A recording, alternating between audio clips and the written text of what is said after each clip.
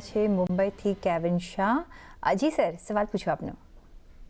નીરવભાઈને બે સ્ટોક્સ બહુ ફેવરેટ છે, ગ્લેન્ડ ફાર્મા અને ટાટા ટેકનોલોજીસ. બે હું હોલ્ડ કરું છું. ગ્લેન્ડ ફાર્મા 1555 ભાવે મેં 200 શેર લીધા છે. એનો મીડિયમ ટર્મ અને લોંગ ટર્મ આઉટલુક અને એમાં સ્ટોપ લોસ શું રાખવાનો. અને ટાટા ટેકનોલોજીમાં પણ 670 માં 500 શેર લીધા છે.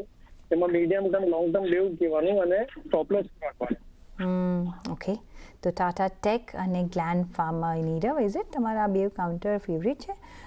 મિડ ટર્મ અને લોંગ ટર્મ માટે શું તમારી સ્ટ્રેટેજી રહેશે? સ્ટોપ લોસ કયો આપણે રાખીને કામકાજ કરીશું? ટાટા ટેક 670 રૂપિયાનો એમની ખરીદી છે, 1555ની ખરીદી ગ્લેન્ડ ફાર્માની છે. ટાટા ટેક ને ગ્લેન્ડ બંને જ સારા લાગે છે. અહીંયાથી ટાટા ટેકમાં અરાઉન્ડ 735 એ તમારો સ્ટોપ લોસ હોવો જોઈએ. મને એમ લાગે છે કે મીડિયમ ટુ લોંગર ટર્મ 900 રૂપિયા એટલીસ્ટ આવી શકે છે. Longer term obviously 1100 can come in, પણ yes, Tata tech looks good. Current levels પર થી ઓબ્વિયસલી થોડુંક નીચે આવ્યો છે ફ્રોમ 800 ઓટ લેવલ્સ. અહીંયાથી 750 જેવો આવે ત્યાં તમે બીજા એડ કરી શકો છો position and keep that stop loss. Gland ફાર્મામાં પણ બ્રેકઆઉટ નો ટ્રેડ છે.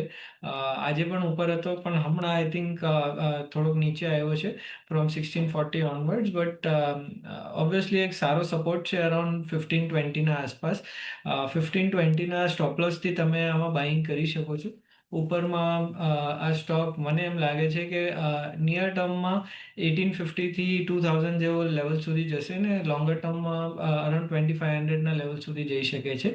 સો એ ટાર્ગેટ્સ અને સ્ટોપ લોસીસથી તમે હોલ્ડ કરી શકો. ઓકે, તો બંને હોલ્ડ કરજો. તમને એની વિચ વીઝ ગેઇન્સ થઈ રહ્યા છે. ગ્લેન્ડ ફાર્મા 1520 રૂપિયાનો સ્ટોપ લોસ, 1850ના શોર્ટ ટર્મ આપણે ટાર્ગેટ્સ જોઈ રહ્યા છીએ. સેકન્ડ લેવલ છે 2000, અને જો લોંગર હોરાઇઝન માટે તમે રાખો છો તો 2500ના આપણને ટાર્ગેટ્સ જોવા મળી શકે છે. સિમિલરલી ટાટા ટેક 735નો એક સ્ટોપ લોસ રાખજો. 750ના લેવલથી તમે એડ પણ કરી શકો છો આ કાઉન્ટર્સમાં.